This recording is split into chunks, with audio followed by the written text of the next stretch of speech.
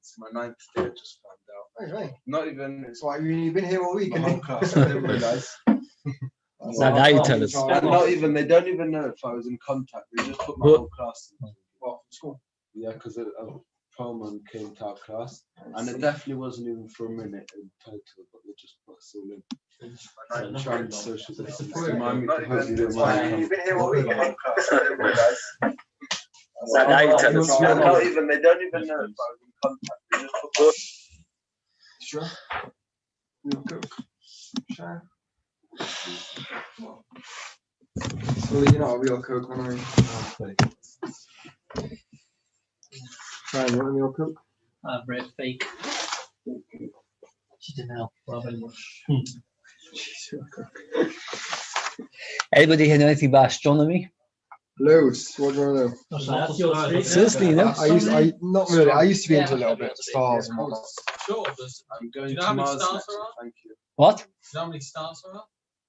I gave As many Ben as we gave had Ben in a job to Douglas. count them the other day. He still hasn't come back with a number. There's about 16 billion. No, we had Much more. stars. Billion. Only 16 billion? Yeah, something like that. That's what has been discovered. I mean, I'm sure there's more. If you look up at the sky, it looks like there's about 200. Yeah, but But you know what not- it is? not if you're in a dark Out- area. Out of Manchester, like in the middle of nowhere, on a clear night, there's so many more stars. Still, if you count them, you'll find them for. Where's COVID? Who? Where's she? Who Where's she got the vaccination? Got the vaccination, so he's Very dealing with much. COVID now. Are you speaking Where's Chinese? she got and the Russian? No, he took it. I don't know why he was thinking, but yeah. You got a vaccination and got COVID from it? No, I'm joking, no. Speaks Russian. He actually got it. You He really doesn't have believe it? it, but he actually got the vaccine.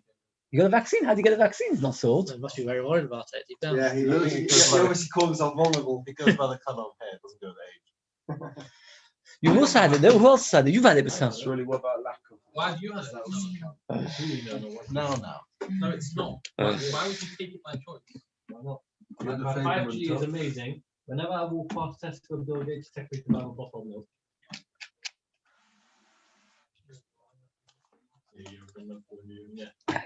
Look, they're going to have to force it down me. Theoretically, the Yeah, jab free is a Wi-Fi, COVID, isn't isn't it? So to make all these, any Yeah. flu jab is the actual. Yeah, they're giving you a bit of the Bit of it. disease. Right. No, but not the Guess what?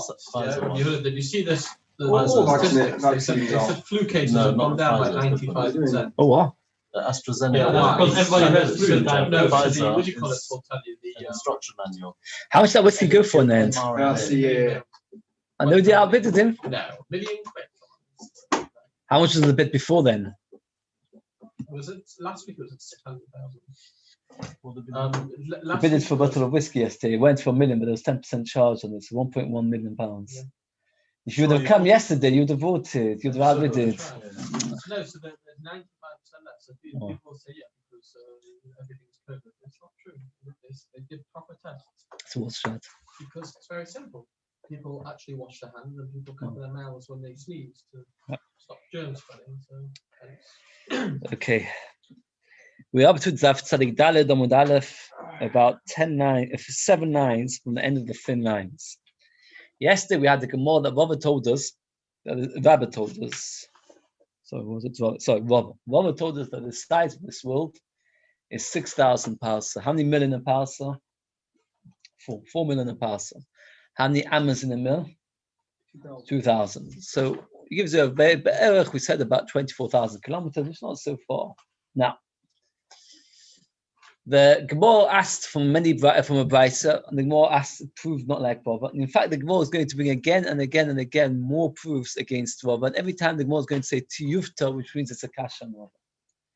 There's one thing we didn't get around to mentioning yesterday, is that the Gemara says that the amount of time it takes from Shkia till Tseis is the amount of time is 4 mil. 4 mil, that's the Gemara we saw yesterday. 4 mil, a mil is a difference, we said yesterday, either 18 minutes, 22 minutes, or 24 minutes. So from Shkia till Tseis is 70, 80 minutes. There's a second taste of here. This taste is quoted in Shtabos and Reish Samach Aleph Sif Beis in the Bialocha. It's a very, very, very long Bialocha. It goes through big down the entire Tosfos. I just read it inside. 4 million is 4 mil. Says Kosher bin Tam, the Sefer men Madliken on my Ezu ben Ashmoshes, Bishitishka Chama Kol Nashpam Mizoch Madim in the Fom Shkia, Diver of Yehuda. Was can also be Ashmoshes of Yehuda Trosu Vimil. Vach come up Yehuda Gufe Abu Milin. Basically, it speaks like a Gemara in Shabbos. How long it's been Ashmoshes? 3/4 of a mil, which contradicts our Gemara, which says that it's 4 mil. V'yeshlei Ma'adach come with Chilas Shkia. The Hainu Mishosh Mas Chilas Achamali Konis B'Ivi Oikia. That it's beginning of Shkia is 4 mil. That means like this. We have two Gemaras. One Gemara says that from Shkia till Tzeis is 4 mil. One Gemara says from Shkia till Tzeis is 3/4 of a mil. Tzeis answers that the Gemaras are not arguing because one is discussing from the beginning of Shkia and one is discussing from the end of Shkia. From the beginning of Shkia it's 4 mil. From the end of Shkia it's 3/4 of a mil. Rabbi Nutam and the Gaonim and many other Rishonim say no. That this Gemara is talking about darkness. The Gemara in Shabbos is talking about the halachic Tzeisak Echad. That is why, if you go to Eretz Yisrael, you will find some people that Ma'av down a few times by Rabbi Yashim Motzei Shabbos. Ma'av Motzei Shabbos by Rabbi Yashim. Do you know how long he waits from Shkia? 24 minutes, which is very, very, very, very, very fast. And before you knew it, it was already up to Ma'av. Why? Because he held of the shitta that you only need to wait 3/4 of a mil. And you add a few minutes. That's Krishna, that saying. No, that's for Shema as well. Yeah, for Shema as well. His says Kechavim is much. This is the famous Machrikas of Yutam and the Gaonim. When exactly it says Kechavim? That's why you'll have in the Satmar in America. It seems they take even the color like this thesis, and therefore they hold that Nacht is only 4 mil after Shkia. Which means that even when on Friday afternoon, when it's getting quite dark, they'll still be doing malachas because they hold that Nacht only begins much, much, much later. Only when it is like only means you have to wait 4 mil from Shkia, and the last 3/4 of the mil is that which is the end, the second Shkia to Tzeis. That's when you're not allowed to do malachas. But till then, you're allowed to do malachas. And the Kavi Bris, make the very, very makel. They hold that even when it's pitch black, it can still be Friday afternoon. Again, this is very important. I'll just summarize again. We've got basically this before we mentioned it. Yesterday we mentioned the Machikas, which Mishmur also mentions. How long is a mil? We gave yesterday 3 shittas based on whether a person walks 40 mil, 30 mil, or 32 mil in a day. A day is 720 minutes. 40 mil would mean that a mil is 18 minutes. 32 is 22 and a half. And what's the word for it? 30 is 24. 3 different shittas. So we've got 3 different shittas how long a mil is. Somehow we've come to a conclusion because if you look after the Gemara yesterday we did, most shittas hold that it's 30, which is so it is 18 minutes because it's 40 mil can be done in a day. So again, so go machlekas how much a mil is it 18, 22 and a half, or 24? 3 different shittas. Besides for that machlekas is negah to every part of halachas. How far you have to walk for washing your hands, everything is nafkimina how long a mil is. But now this is machloikas. Is when is Tzeisak Echavim? Is Tzeisak Echavim 4 mil after Shkia, or 3/4 of a mil after Shkia? 4 mil after Shkia is approximately 72 minutes. 3/4 is only 15 minutes. It's a huge nafkamina as to when is Nacht, and this is a machloikas which has not been definitively decided because Mishnah Boy himself brings both shittas. And he says, well, one should be machbir for both. But you've got a lot of shittas, and this is big shayla. Okay. Now we're going to continue again and again. I haven't found even discussing why, proving against Rava. Rava's main contention is that the size of this world is 6,000 parsa. How much is 6,000 parsa? About 24,000 mil. Now that we're going to prove again and again, not like that. Toshima, we're up to 6, 7 lines for the end of the now lines. Mitzrayim, hoya abba mils parsa, abba mils parsa. Mitzrayim is 400 parsa by 400 parsa. Mitzrayim echad neshishim bekush. Kush was 60 times bigger. Bekush echad neshishim ba'olam, the world is 60 times the size of Kush. Ba'olam, the world echad neshishim began is a 60th of the Gan. The Gan echad neshishim be'edan is a 60th of Edan. Edan echad neshishim begehenem. Nimsa kol olam kulei kikisa gedele gehenem. The whole world is tiny compared to Gehenim. Tiyufta, it's a kasha, a shlug up, it's a proof against Rava. Why? Rava said that the world is 6,000 parsa. But if Mitzrayim is 400, and Mitzrayim is a 60th of Kush, so how big is Kush? 24,000 parsa, right? 60 times 400 is 24,000. And Kush is a 60th of the world.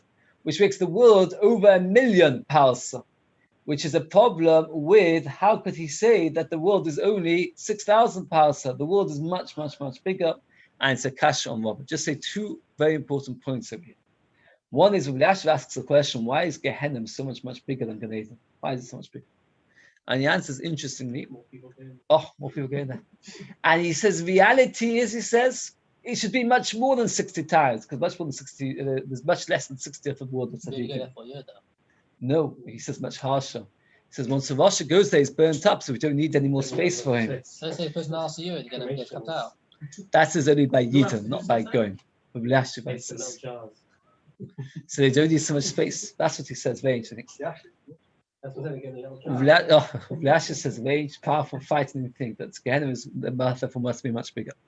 Another thing is, I used to learn with this Tadchor, you know, heard of him, Yosef Riesel. I once popped into him on the Motzei Shabbos, and he was sitting with an atlas. And you can't imagine this person was like somebody, I didn't know he knew what the atlas was. And I asked him, what in the world is he doing? Well, I asked more respectfully. And he said to me like this, that the Rambam Paskins this Gemara that means time is 400 parsa.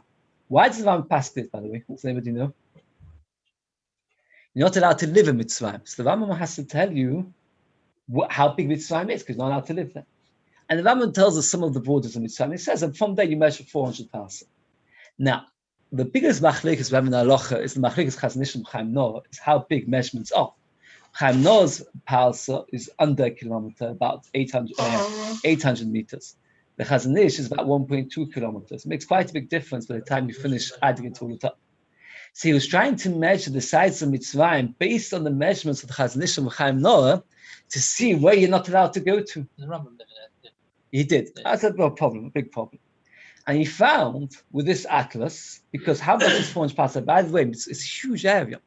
400 parsa, even according to Chaim, is about 1,600 kilometers squared, which is over 2.5 million square kilometers, approximately the size of America, the whole of America. That's the size of Egypt. Of Egypt. How's that fit in then? So the answer is that Mitzrayim nowadays is only the part of the original Mitzrayim. So basically, what he came up with the conclusion is that according to the Chazon Ish, you can't go to Libya or to Tunisia because he measured from the Rambam according to 400 parsa, and then Wouldn't be able to live in England then, probably. No, he measured. There's more than 1,600 kilometers from Egypt to England. So it's a very, very interesting halachas. It's interesting. I was impressed how he took the Rambam. The Rambam passes this halacha, and if he now starts measuring, that we have to work out. So where are we allowed to live? So if you decide to go to Libya for your summer holidays or for Pesach, you're going to have a problem with this Rambam. Even visiting. I don't know which direction. I must admit, my knowledge of geography is particularly poor. Visiting or just living in? No, it's that direction. No, it's 1,600 kilometers in that direction. The Rambam tells you the borders from the Red Sea. I think the Rambam writes on the west. I think it is. You have to work it out, and then it goes that direction. So then you can work it out. Okay. So if you ever go to Tunisia and things, if you were fighting in El Alamein, Second World War, you might have the problem. Tell Shema again. Now this is going to be very difficult astronomy, but I do our best. The Talmud Debei Eliyahu. Talmud Debei Eliyahu, but there is machlikas if it's a Tanakud Eliyahu or Eliyahu Novi himself. The whole world, the whole living part of the world is under one star. The way Rashi explains many Rishonim, which does not fit with nowadays science, but we're not going to try and explain it, is like this. The world, we're going to picture it as being a huge area with only one slither of it settled. That part, that portion which is settled, meaning people live there, all of it corresponds to the size of one star. And the Beis proves it, Teda.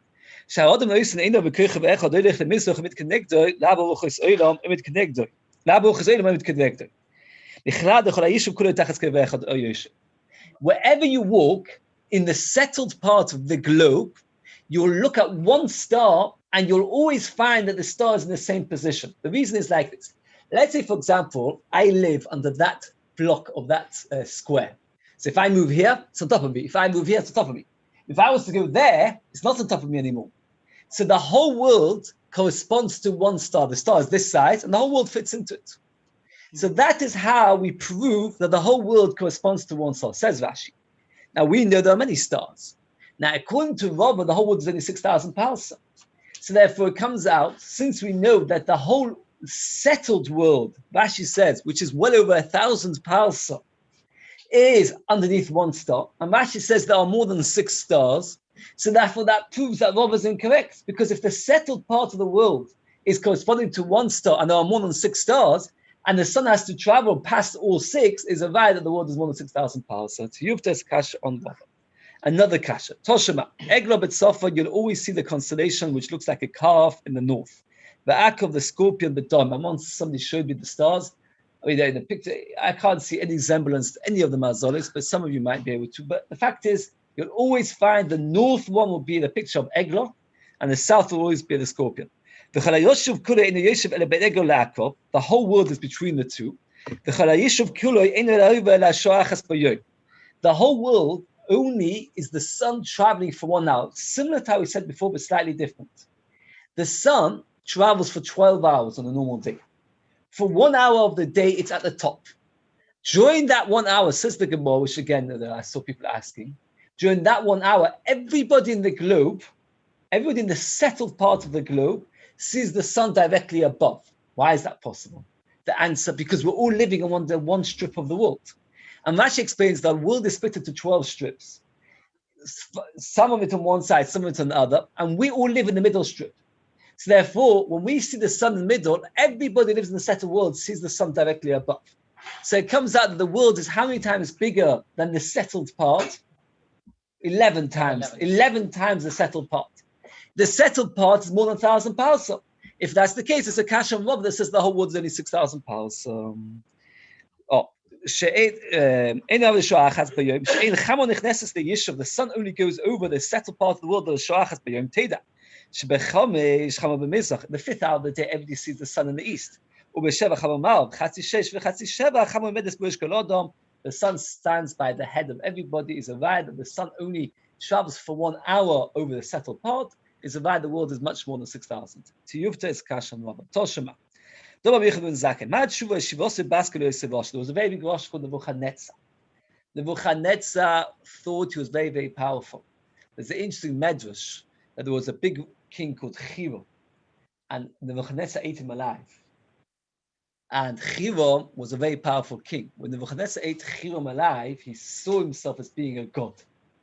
So what he did was, he said about himself, Nebuchadnezzar, I am a god. How he thought he was a god. Shiur thought he was a god, by the way. So did Nebuchadnezzar. So what did he say? B'shor she'omar, when he said the following pasuk, Ela abom se'ov, I'll go on the heights of the clouds. Adam ele elyon. I am comparable to, Elyon is Hashem. I'm the same as Hashem. Yotzos Baskel v'omolos, Baskel came out and said to Nebuchadnezzar, Rosha ben Rosha, Rosha the son of Rosha, top of Tzaddik of Beis, Ben benoish Nimrod of Rosha. You're descended, Rashi says. It doesn't mean a grandson of Nimrod, because he was much further, descended from Nimrod. That he tried to rebel the whole world against me when he was a king, with the story of the Hafloga. So Hashem said to the Nebuchadnezzar, you're a wicked person, the son of a wicked person, descended from a wicked person. How long does a person normally live?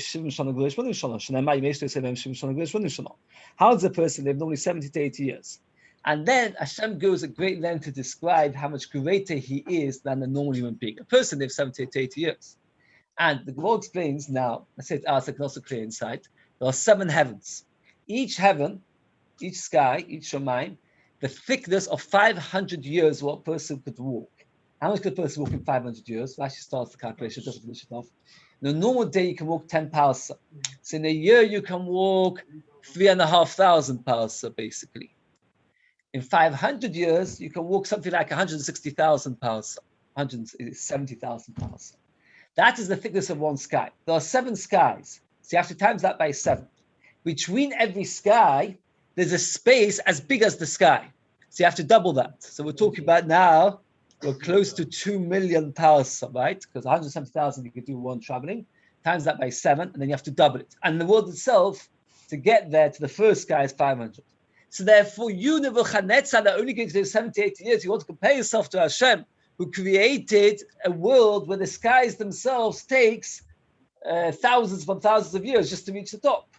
But what do we see? And Rashi says, and the Pasuk tells us, that the world is as big as it is tall. That means the height of the sky, because the Torah says, that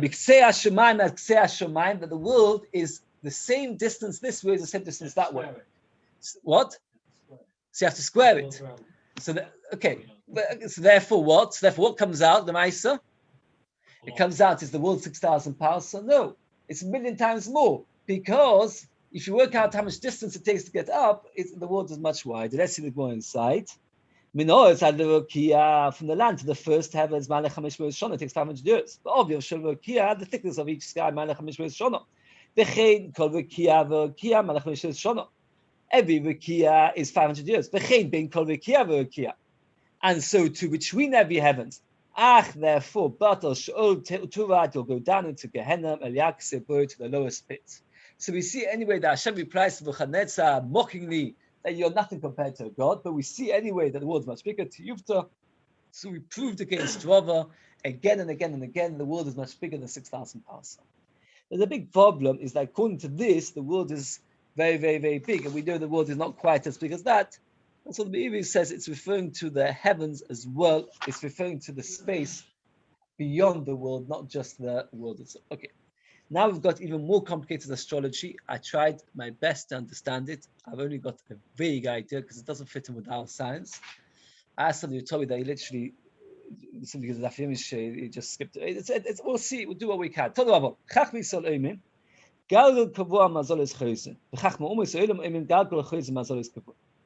We have a world, and around the world, the sun and the stars move. Essentially, the argument is, the way Rashi explains, does the sun move but the stars stay still? Or do the stars move and the sun stays still? The Rashi says further that if you say that the stars stay still, the reason is the stars are there to serve the sun. So if you've got servants, what do? You go one day to you for tea, one day to you for tea, and one day for you for tea. So the sun goes every day, every few days to a different place in this. Otherwise, we say that the stars themselves. Now Rashi explains further that we picture the stars, we imagine them as floating bodies, which is how scientists say they are, pieces flying around in orbit. But really, the more correct way Rashi says, which is not the way we say it, it's as if they're all attached to a curtain. And this curtain is going around the world, which would mean that if one part of the curtain moves, they all have to move. Imagine this is the world, and I make a circle, and this is the sky. And this is the actual fabric of the sky itself, so to speak, and the stars are embedded in the sky. If the sky turns round, they all have to move with it, right? It's like if you've got a talus, you move one part of the talus, the rest of the talus moves on. So this is the argument. According to Chachmei Yisroel, what happens is like this, that the sun stays still, but the mazolos come to it. Masha'inkin, the goyim say that what happens is that the whole circle moves and the stars themselves don't move. Why don't they move? Rashi explains, why do the stars move? Oh, we see they move. The answer is because they're not moving vis-a-vis the curtain. The curtain itself is moving round and round and round, right? But the stars are embedded in it and they're not moving at all. Imagine you've got a talus and you decorate it with 12 stars and you wrap the talus around you and you move the talus round and round yourself. You could argue that the stars aren't moving. It is the garment around you is moving. According to the Goyim, the stars themselves never move. They always stay in exactly the same position. But the world moves. Says the Gemara, that means the actual cycle moves. Omar Rabbi, Tshuva leDivim will prove not like them. We never find the constellations go to the wrong place. Now, if you say that the whole circle goes round and round and round, so every so often we should have the one which is in the south in the north, one which is in the north in the south.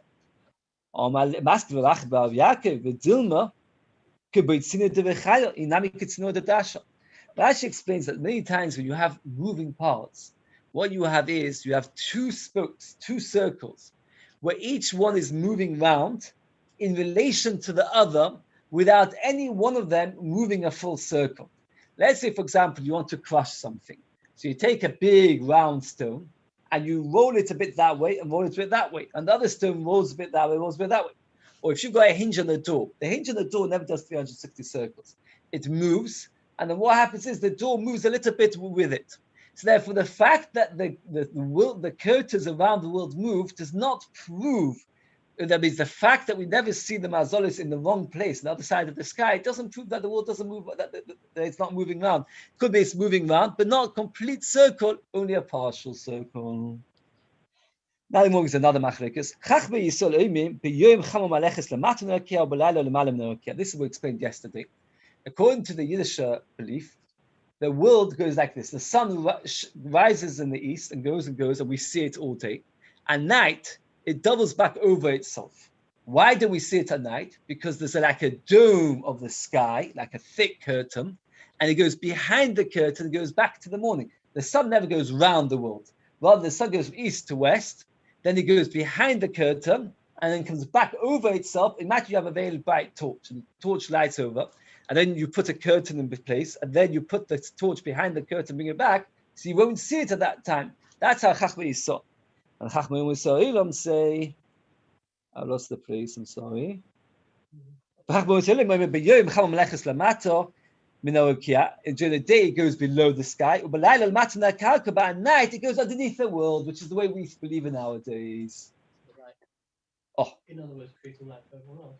Creating life for everyone. It goes underneath the world itself. Says the Gemara, it looks like the goyim are more right than us. Why? During the day, waters are all very cold. At night, the water gets hot.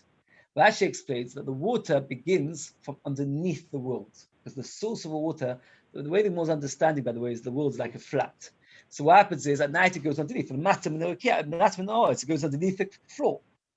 So therefore, the heat rise. Therefore, at night the water which is sourced from underneath the ground, so you've got heat and the water gets hot. But in the day it's above, so it doesn't get hot. There's a very beautiful Gilin Hashas, which the Chananel says very short, but let's read the Gilin Hashas. Gilin Hashas was written by who? Kivega. So he says, so if you got it, it's a very small print. The middle, Ksubas, Shalom Obers, Shkosav Ishmush with the time, the Afagab, the Nitzchu, Chachmim Selim, and Chachmim Yisrael, even though they won, and in Nitzachim Betimes, the proofs are better. Avla Emes, Chachmim Yisrael, Hashem makes holes in this, makes windows in the heavens through which he brings the sun.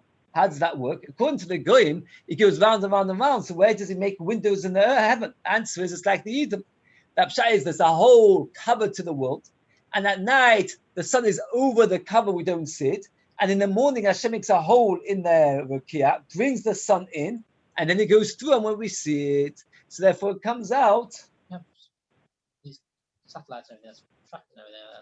Says the Eliashiv a very, very interesting thing. This is something which will knock your socks off. I'm telling you, you will not believe it. If you go up to a woman and you say to her, "Harayat mekudeshes li betabazu," b'tanai, on condition, you can make it tonight. You can make it tonight on condition that it's cold now, or that it's very stark now, and it works. Then it works, right? You can make such a thing.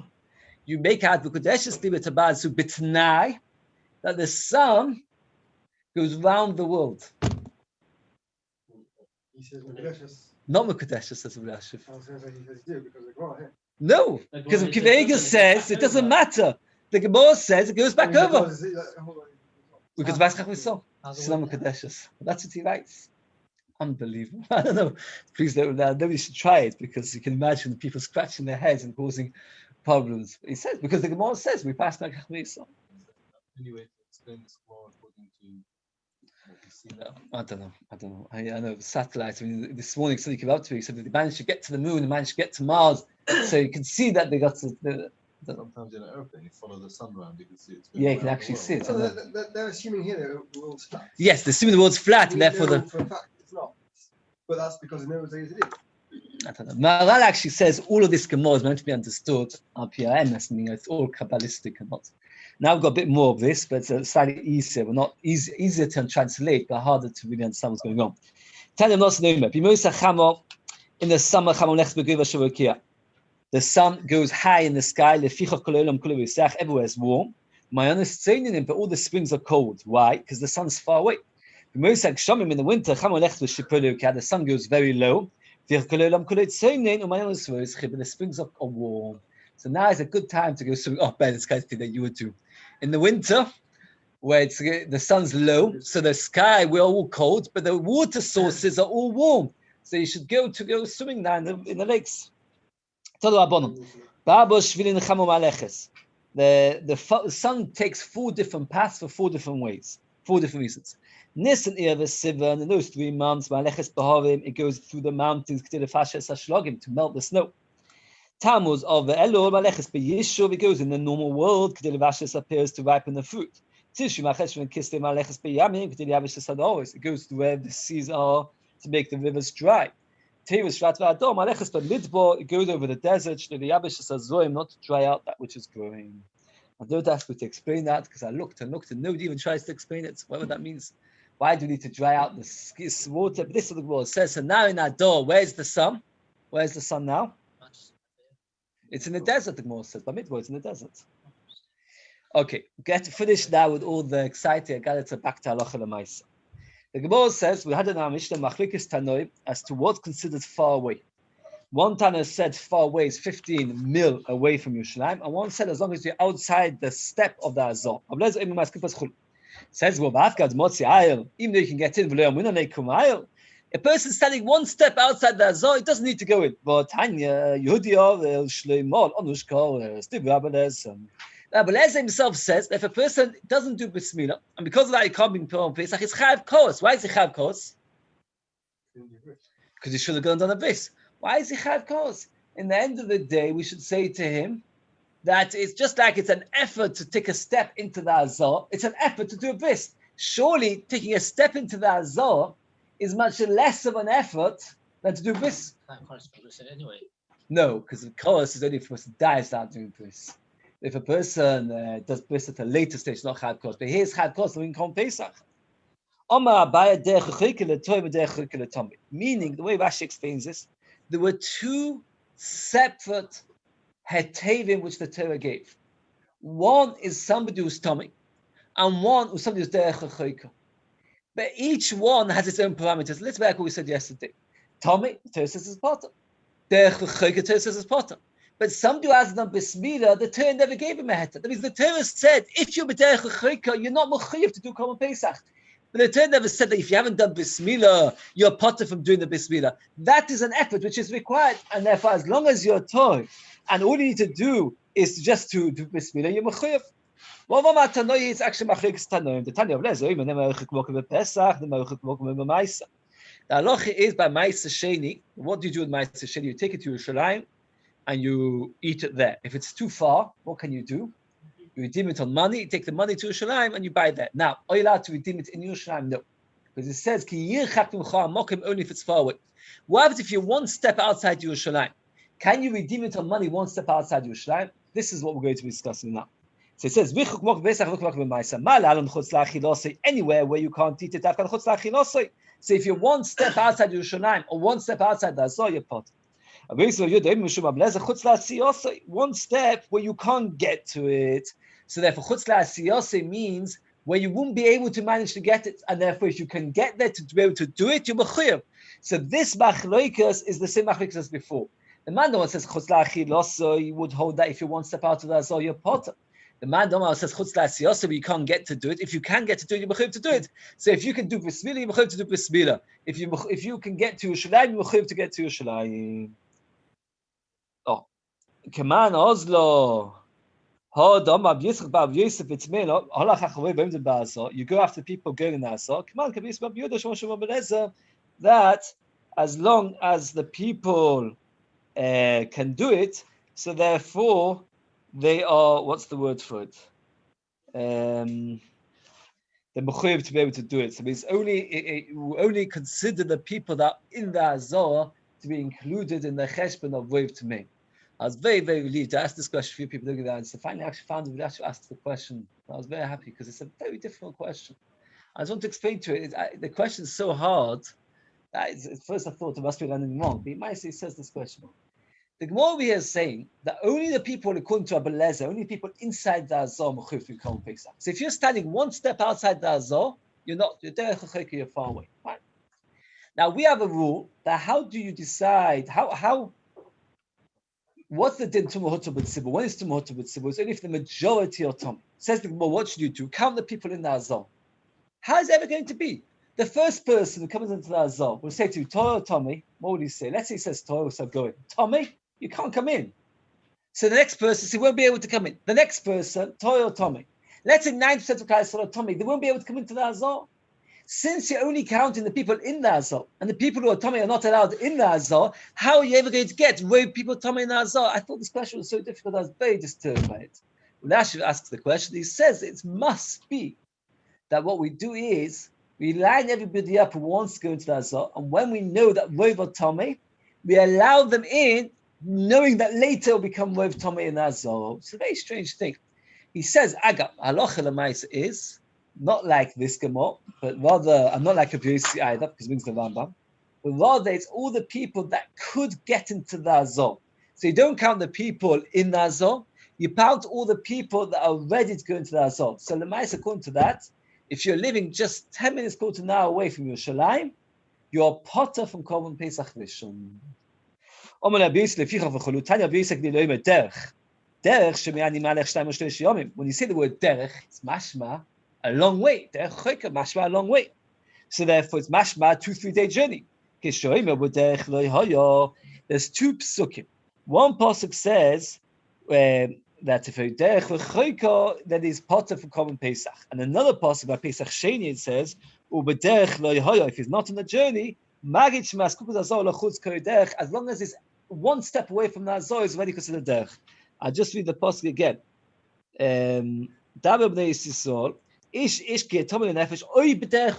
Either you're Tommy or far away. So it's mashma far away is a proper journey. But then we have another pasuk, he wasn't on a journey. And there it doesn't add the word v'choika.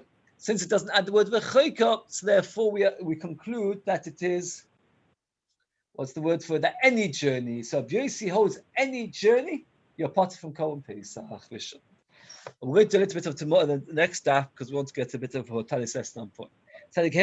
This whole next Gemara, quite light, and it's like this.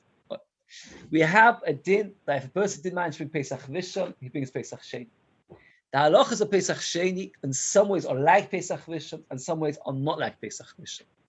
And therefore, you have to decide, for example, are you allowed to own the chametz of Pesach Sheni? Does anybody know? Yeah. Yes, you're allowed to own chametz. Do you have to roast the Korban Pesach Sheni, or can you cook it? Roast it. You have to roast it. How do you know that? Probably.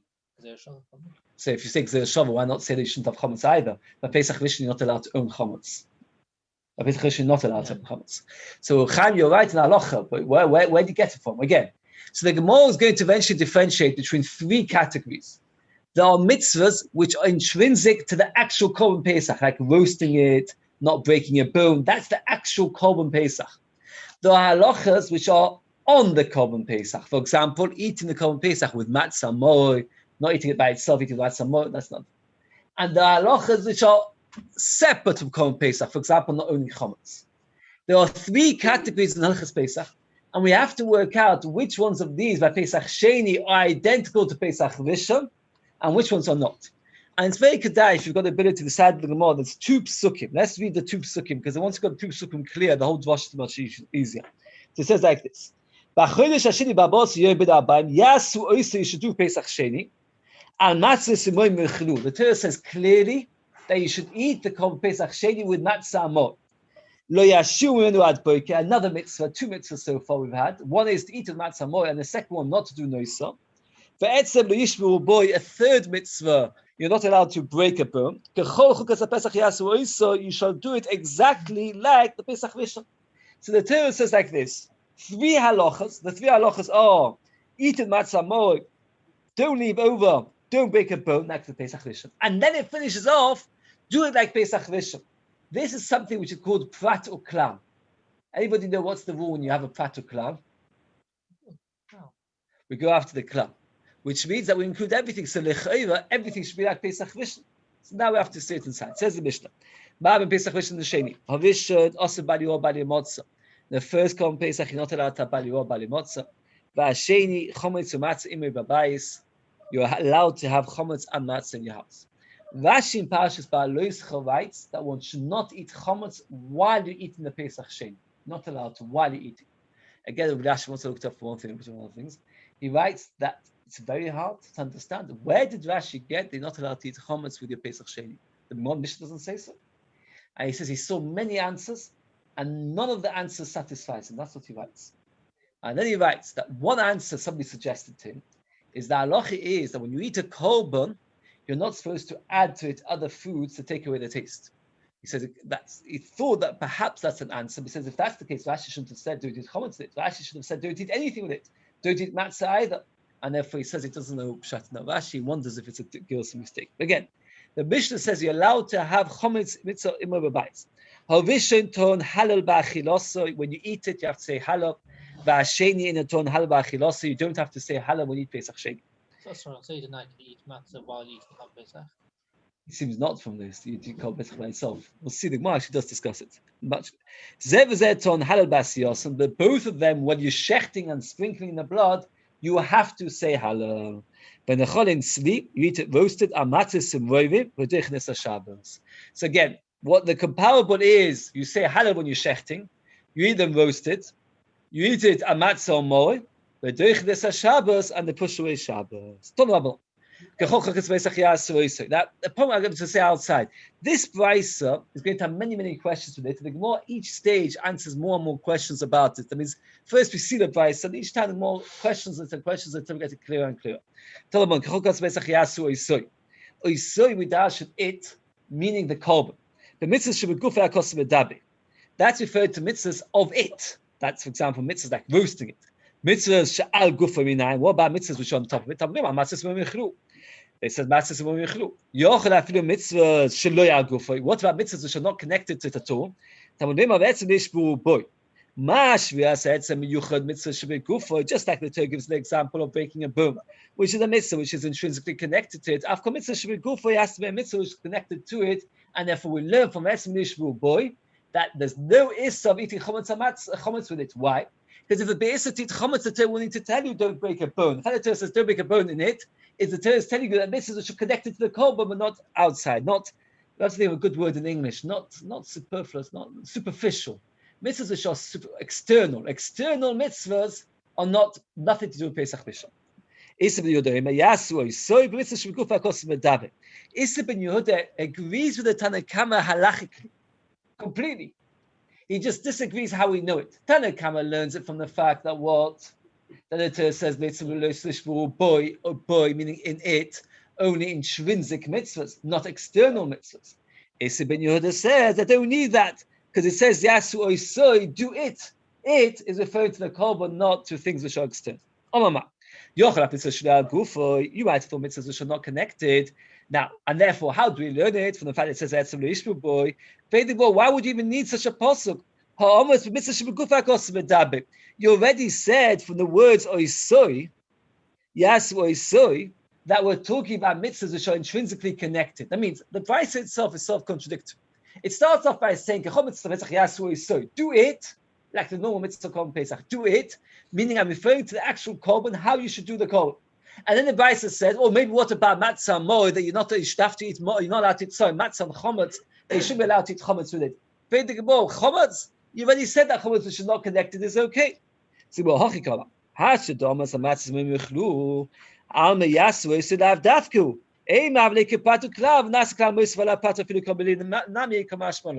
like this. You're right. Had the Torah said yes to so do it and stop there, I would have said good. Only when it comes to mitzvahs which are intrinsically connected to the Korban Pesach, you have to do like Pesach Rishon. And matzah, mora, and other things which are external don't have to. And therefore, I wouldn't even need a pasuk to tell me that you're allowed to eat chometz with your Pesach Sheni. I wouldn't need a pasuk. Why wouldn't I need a pasuk? Because yasu oisoi means it and nothing else. But now that the Torah went along and added matzah sumorim yoichlu, that there's a mitzvah to eat the Korban Pesach with matzah mod. So the Torah has now told me that yasu oisoi is lav dafka. It's not dafka mitzvah should be good for it. Because matzah samor are not mitzvah should be good for it. Nevertheless, the Torah says you have to do Pesach Sheni, not Pesach Rishon. So therefore, I'm forced to find another mikor. What is my mikor? I learn it from the fact that the Torah says don't break a bone, which is referring to a mitzvah shebegufah. Isa ben Yehuda hayetzimai over there. He doesn't use it. The more explain later why not. But the fact is, he learns it from boy. If he does, so from Yasui, so for example, so what does he do with etzem? He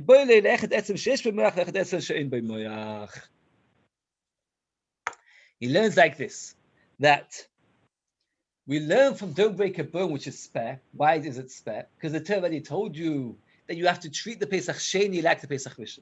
And the Torah already told you about Pesach Rishon don't break a bone, so why do you need to tell me about Pesach Sheni? To tell us, actually, more had this earlier, that whether a bone's got marrow, whether it's got no marrow, you're not allowed to break it. So that's why the Torah tells us again, don't break a bone.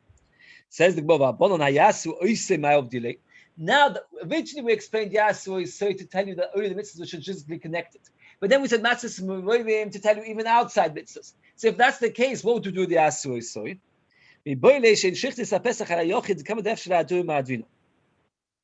As much as possible, we look to do a mitzvah with at least more than one person. And Rashi explains like this. Let's say the whole of Klal Yisrael brought Pesach Rishon, except for one man. Only one person was unable to bring Pesach Rishon. Right? Imagine the scenario. Everybody was toy, everybody was in Yerushalayim. There's one sole person was not able to bring Pesach Rishon. Let's say he's Tommy. So what should we do, says Rashi? What would you suggest? We go up to another person, make another person Tommy, and that way we'll keep the Yasu. So Yasu is plural, Yasu. Oisoi is singular. Yasu Oisoi, they shall do it. So you can't especially come from it. Oh, that's a very big question. But because of the mitzvah of Yasu Oisoi, we're going to then cause. Is that what they're saying? No. So it's over here, again, this is a question the Fosh will discuss. That we see over here, Chatei, do something wrong in order that your friend should get it right.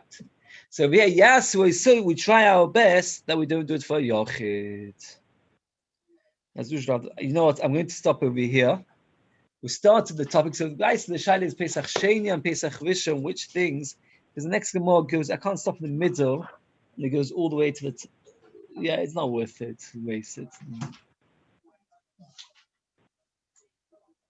Well, what you should do? So, yeah, we have to stop here. Okay, sorry, right. It's very hard to get it always exact, right?